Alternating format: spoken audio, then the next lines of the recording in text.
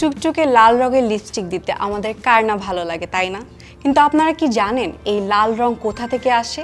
এই রং আসে বিশেষ রঞ্জক কার্মিন থেকে। কার্মিন হলো প্রাকৃতিক লাল রং যা তৈরি হয় কোচিনিল নামের এক পোকা থেকে। লিপস্টিক, আইশ্যাডো, লিপ গ্লসের উজ্জ্বলতা আনতে এবং মেকআপের শেড গভীর ও স্থায়ী করতে এই কার্মিন কাজে লাগে। শুধু লাল রং নয়, গোলাপি ও বেগুনি টোন তৈরিতেও কার্মিন ব্যবহার করা হয়। বিশ্বের বহু দেশেই প্রসাধনী পণ্যে কার্মিন অনুমোদিত উপাদান হিসেবে ব্যবহৃত হয়ে আসছে। এক্ষেত্রে এই উপাদানকে নির্দিষ্ট মানদণ্ড মেনে বাজারজাত এবং উৎপাদন করা হয়ে থাকে।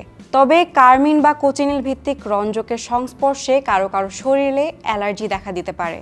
গবেষণায় ত্বকের সমস্যা, এমনকি শ্বাসকষ্ট বা অ্যাজমার মতো উপসর্গের কথাও উল্লেখ করা হয়েছে। আর এইসব ঝুঁকির কারণে 2009 সাল থেকে যুক্তরাষ্ট্রে কার্মিনযুক্ত খাদ্য ও প্রসাধনী পণ্যের মোড়কে এই উপাদানের কথা স্পষ্টভাবে উল্লেখ করা বাধ্যতামূলক করা হয়েছে।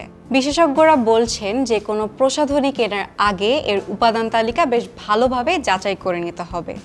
কিন্তু ইসলামী দৃষ্টিকোণ থেকে এ নিয়ে রয়েছে বিভিন্ন মতভেদ। তবে পোকা থেকে তৈরি হওয়ায় কার্মিনযুক্ত খাদ্য বা প্রসাধনী এড়িয়ে চলাই ভালো।